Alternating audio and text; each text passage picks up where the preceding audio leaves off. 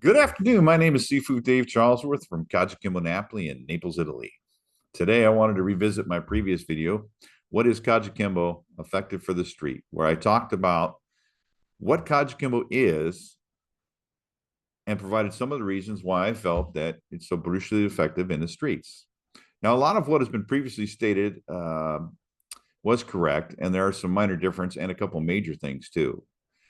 So I'm doing this because I've been continuing to learn more information through watching several videos, including several of Social Jello with Angelo's podcast featuring Mitch Powell, the KSDI historian, where they've been discussing a lot of the early development of KAJUKENBO. So with that said, that resulted in me essentially having some questions. And I've been emailing back and forth with Mitch, where he shared a wealth of information with me. Before I get started, though, I'd like to take a moment to say thank you both to Angelo and especially Mitch for the truly amazing content. If you've yet to watch the reference podcast, I'd recommend checking out his channel. With that said, while watching those videos and several others, I learned a lot and had many questions. So I started writing them down. And like I said, I reached out to Grandmaster Mitch Powell, who is the KSDI historian, and he was very forthcoming and provided me answers to my questions. Now, before I dive into this, I'd like to say thank you for watching, and I hope you enjoy this content. I pride myself in spending some quality time preparing this content, and sometimes it's definitely not as easy as just sitting down and making a video. Now, with that said, I really do appreciate you taking the time to leave any reactions or suggestions in the comments section below. And if you're so inclined, please like, comment, and subscribe to my channel. I appreciate your support. And I appreciate you taking the time to support my channel so that I keep bringing content that may complement your martial arts journey. So I recommend that you watch the entire video, as there is some information that every KAJUKENBO practitioner should be aware of that does not match the typically accepted narrative that you may have been told and continue to pass on to your students. It's very important that we all understand and know our history and from where we come, and in order to know who we are. So, in my original video, I stated the following. KAJUKENBO is a street fighting style that was born in Hawaii following World War II and leading up to the Korean War. Officially, it was born from 5 masters who formed the Black Belt Society, who met in secret with one goal in mind: to develop a no-nonsense, effective martial art and to develop the ultimate system of self-defense tailor-made for the streets. They met in secret, sharing their techniques, finding the strengths and weaknesses of each individual style, testing techniques against each other, exchanging ideas, and filling in the gaps. Now, that's a lot of information. Unfortunately, not all of it's true. While their art was essentially formed as a result of this group of individuals coming together to train, their original intent was not to create anything, okay, but simply just to test each other out.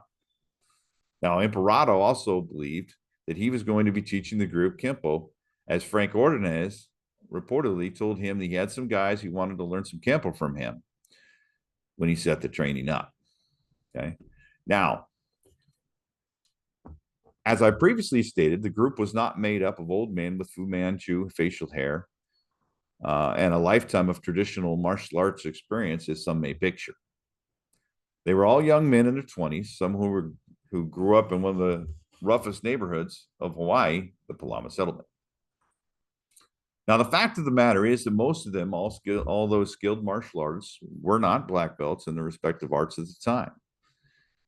These men, skilled martial artists, were also experienced street fighters. Their goal was to create a style that would make them invincible, standing up to those who were looking for trouble, usually consisting of a mix of criminals, street thugs, and drunken servicemen. Now, this is where my original information, which follows the typical narrative of the creation of KAJUKENBO, starts to depart from reality. Now, I asked Mitch a question stating that the original storyline that everyone has heard of, or that KAJUKENBO was created by 5 masters calling themselves the Black Belt Society between 1947 and 1949, the time period where he often refers to as the founding of KAJUKENBO. Okay, the same storyline that I just talked about. Okay, now his response to me, he stated that his research does not match the typical belief on the founding and creation of KAJUKENBO. As the official historian for KSDI, he states that 4 white belts, Imperato, Chu, Ordonez, and Chang, and a brown belt, Hulk, began training together in the mid to later part of 1947, training at Chu's parents' home, the Kahiki Gym, and an abandoned building near Ordonez's home in the Halawa housing area. Additionally, I stand corrected that only Imperato was considered to be a street fighter. Now, Chu and Ordonez were boxers or ring fighters. Joe Hulk was the first one to receive his black belt. He received it in 1948 and his second degree in 1949. Cesar Imperato received his black belt, Kenpo-Jui, from Chu in 1949. And there are no existing records that show Chu, Ordonez, or Chang held any rank prior to or during the time that the group trained together from any outside source. So that brings up the next piece of my story, where they called themselves the Black Belt Society. From 1947 until 1949, they each brought a different style to bear in the effort. Okay. Now, Mitch has been able to find any record of the Black Belt Society and suggests that it may be a secret, as was the name KAJUKENBO, until it was officially announced in 1957. He goes on to state that most likely the Black Belt Society would not have been created until after 1949, when both Cesar Imperato and Joe Hulk were both black belts.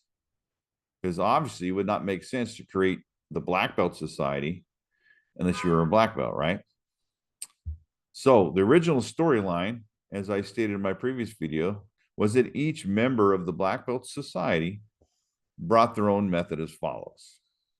I stated that Peter Young Yil Chu brought Tang Soo Do Karate and American boxing, also a Kenpo Jiu-Jitsu student under Thomas Young. Now, while it is true that Chu was a boxer, there is no record of him ever training in Korean karate or Tang Soo Do. So his contribution would likely be limited to boxing and some training in Danzan Ryu Jiu-Jitsu and Kenpo Jiu-Jitsu. Now, I previously stated that Joseph Hulk brought Kodokan Japanese Judo and Danzan Ryu Hawaiian Jiu-Jitsu. Now, Joseph Hulk's primary contribution would have been Danzan Ryu Jiu-Jitsu. He did have some training in Kodokan Judo, but I believe that occurred after the time period that they were training together. So Frank Ordonez, I stated, brought Japanese and Hawaiian Jiu-Jitsu and was also a Kenpo Jiu-Jitsu student. Well, Frank Ordonez, although there is no record of him holding any rank prior to the group training together, his primary art could have been Western boxing, Danzan Ryu Jiu-Jitsu, Kenpo Jiu-Jitsu, as he did train or cross-train in all 3 styles. Now, previously I'd stated that Adriano Director Imperato brought Koshu Ryu Kenpo, Okinawan and Japanese Kenpo Karate, American boxing, Japanese Judo, and Jiu-Jitsu, as well as Filipino Eskrima and Chinese Chun Fa Gong Fu. Now, while Cesar Imperato's primary art was Kenpo Jiu-Jitsu, he also had some training in the secondary styles of Jiu-Jitsu as well as Judo, boxing, and Eskrima. Now, I incorrectly stated that Chinese Chun Fa Kung Fu as prior to and during the foundation of KAJUKENBO. That was not the case.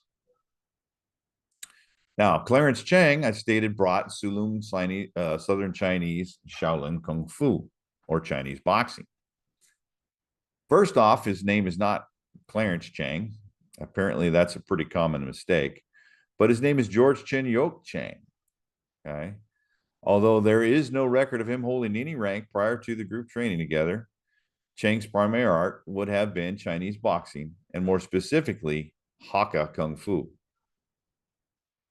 Now, considering the training that each of the founders had before and during the time the group was training together, the styles that could have made up the name KAJUKENBO are as follows.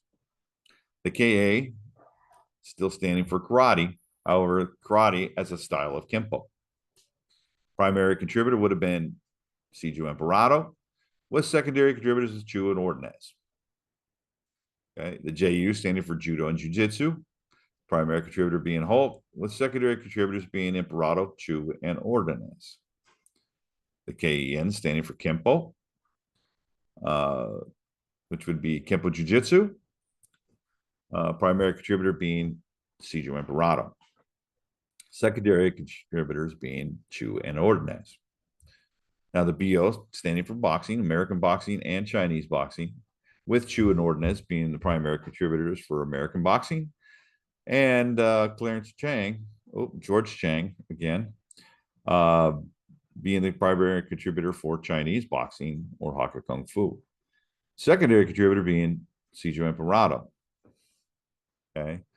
So as I stated previously, Kenpo was the base style of the art, possibly due to 3 of the 5 founders being Kenpo Jiu-Jitsu practitioners under the Mitosi line. Sijo Adriano Emperado was challenged for his black belt in 1949. Frank Ordonez and Peter Chu, while they did not receive their black belts, did study Kenpo Jiu-Jitsu under Thomas Young. They worked together in secret, creating techniques and trying them out on each other to see how they worked against each other as trained fighters. They tested the strengths and then took them out in the streets and tested them in the actual street fights to make sure the techniques they created actually worked. How's that for pressure testing? They continued their efforts until late 1949, when due to military obligation, the Black Belt Society went their separate ways. Sijo Emperado remained, and what he did next resulted in the creation of what KAJUKENBO is today. So in 1949, Sijo began teaching with his brother, Joe Emperado, Mario Tiwanek, and about 10 of his co-workers from the Pan American Airlines at the Halawa Veterans Housing Area. This group would become known as the Halawa Kenpo Club. It's unclear if he started teaching before or after the founders went their separate ways.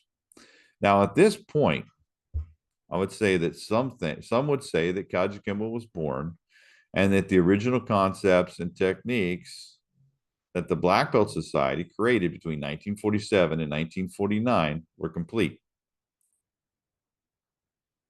While others would argue that the defining moment in the creation of what would later be known as KAJUKENBO continued to evolve as Sijo Emperado in 1952 started to teach at the Palama settlement with his brother, Joe Emperado, as his assistant instructor.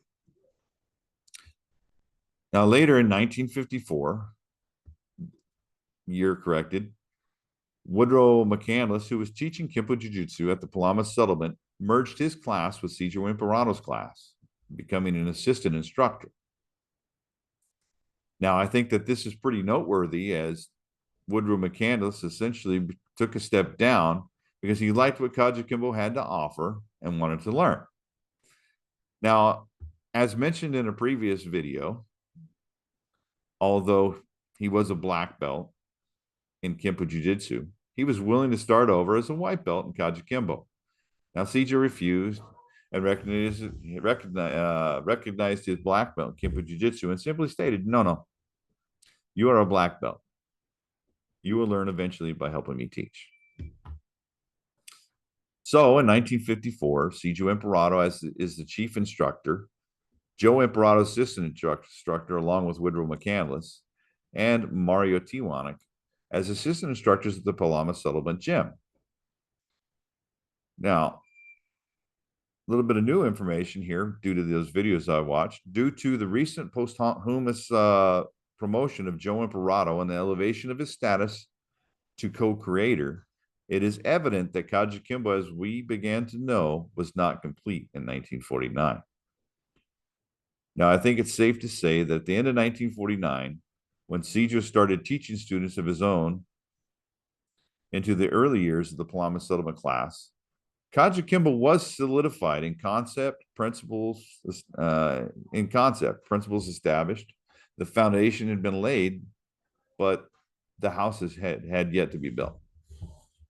So Mitch Powell cites the KSD archives and shows that the Emperado brothers created a series of forms that they called the Palama Settlement Exercises in 1954, which were renamed to Piñons and then back to Palama sets based off of where they were created.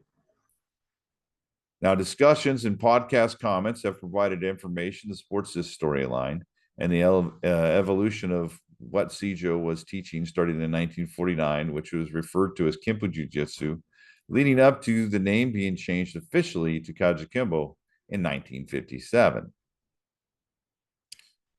Now, the Emperado brothers, along with McCandless, Tiwanak, moved forward, constructing, refining, and adding to the foundation that was created by the founders from 1947 to 1949. Now, these first 8 years effectively established KAJUKENBO's original method and what was presented to the world officially in December of 1957 in a Hawaiian newspaper article, and later when it was registered in 1960 with the state of Hawaii. Now, I asked Mitch Powell if he could expand on the role that these early pioneers played, and added that Tiwanak and McCandless would have brought a lot of knowledge to the school. Tiwanak was a professional boxer, and McCandless was a black belt. He stated that according to George Serrano, along with Sijo and Joe Emperado, Tiwanak and McCandless were the creators of KAJUKENBO. He goes on to say, keep in mind that this does not mean the original group is any less respected. And they are still the founders of KAJUKENBO, and without them, most likely, we never would have been, KAJUKENBO never would have been started. The second group took on the role as co-creators or as students who assisted in the creation of KAJUKENBO. Now, I'd be remiss if I did not fail to mention that Sijo also opened an additional 12 schools in Hawaii. Now, originally, I'd stated this happened concurrently during this time period, but the reality is that it was not shortly thereafter. As previously stated, the Palama settlement class started around 1952, and Mitch Powell states that the records support that time frame. Okay.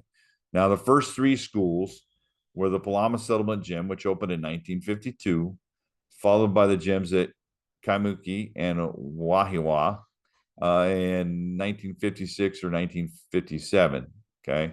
So it took a good 4 or 5 years before Sijo Emperado established additional schools, which makes sense, as obviously it would take time to teach students before he could place them into the schools to teach others. Now, during this time period, circa 1956, 1957, Frank Ordness introduced Sijo Emperado to Robert Kawakami, a local Hawaiian businessman. Together, they formed the KAJUKENBO Self-Defense Institute, or KSDI, and began to expand, opening several other schools throughout the Hawaiian Islands. Now, this expansion meant that Sijo Emperado had several of his colored belts running schools. I believe Mitch, I believe Mitch stated that they were ranging from purple belt to brown belt. Okay. Now, obviously, this would be necessary, okay, at this juncture in our history, as there were not enough black belts to keep up with the amount of growth. Now, I asked Mitch about this, stating that obviously rank was not as big of a concern as it is today. But my question was, did they promote their students as, generally speaking, I've always been under the impression that we as black belts are allowed to promote our students one rank below our own. Now, Mitch responded that considering that rank in Kenpo was very limited back then, a purple belt teaching others was not that big of a deal, as those who were learning didn't know a thing. The instructors had to move, he goes on to say the instructors had to move past the rank of black belt to promote their students. So we didn't have colored belts promoting others. Okay, so the first instructors were Mario Tiwanak, let's see, Madero, Serrano, Leonin, Asuncion, Reyes, and Ramos. Okay. Now, several of these instructors were also credited with bringing KAJUKENBO to the mainland, and none of them were black belts when they left the island. John Leonin would be the first to leave Hawaii and established a school in Los Angeles around 1958. He was a brown belt at the time. He received a document from Sergio Imparato in 1959, allowing him to teach, which Mitch states is likely when he received his black belt. Now, Reyes left Hawaii in 1959, and he was a brown belt. He opened a school in Northern California and was subsequently awarded his black belt in 1960 or 1961. Ramos was a colored belt when he left Hawaii. He opened a school in Los Angeles area and was also promoted in 1960 or 61.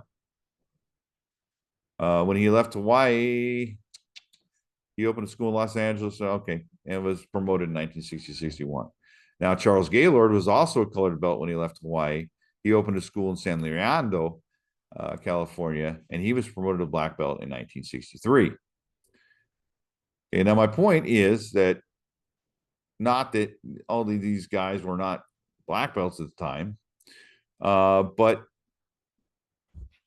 pretty incredible. These individuals contributed significantly to the development of the original method of KAJUKENBO.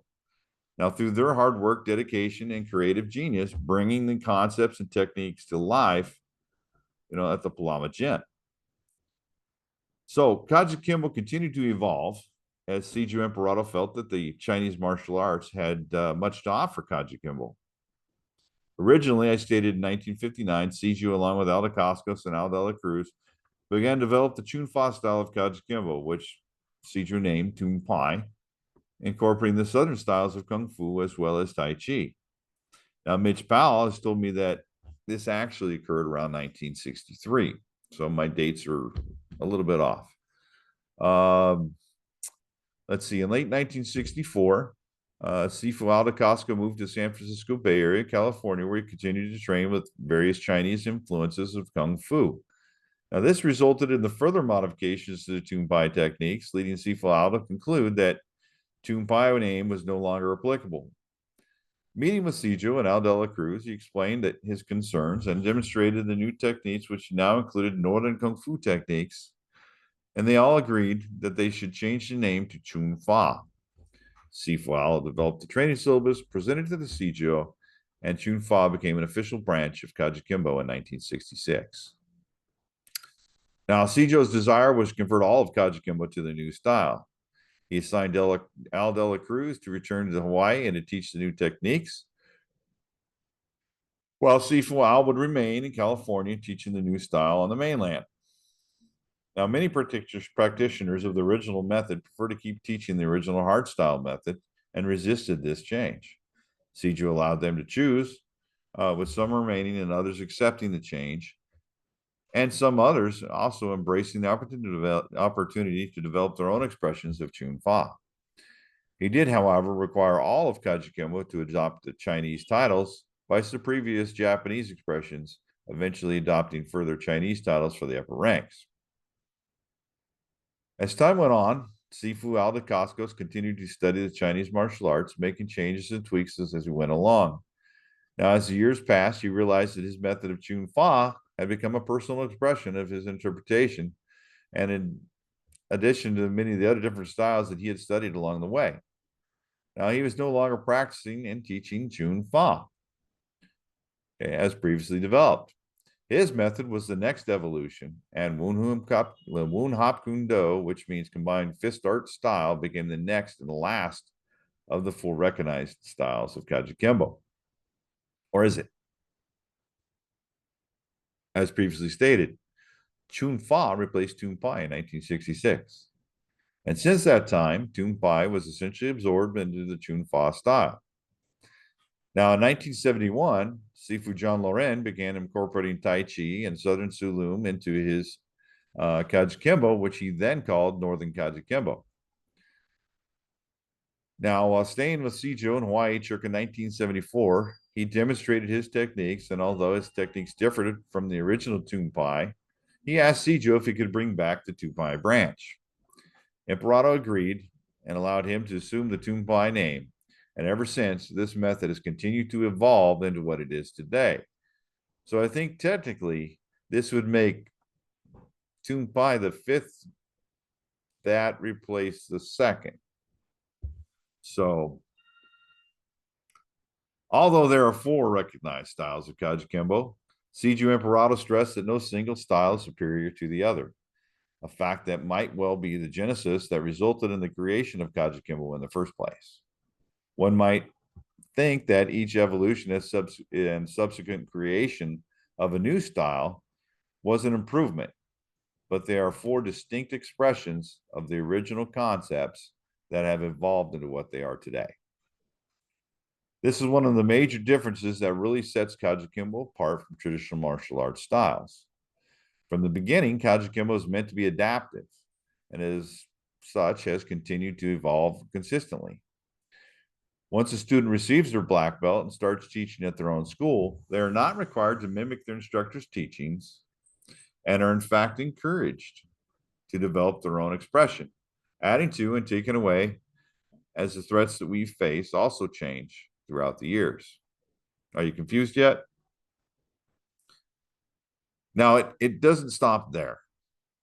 Today, there are countless methods of KAJUKENBO being taught all over the United States and in many parts around the world.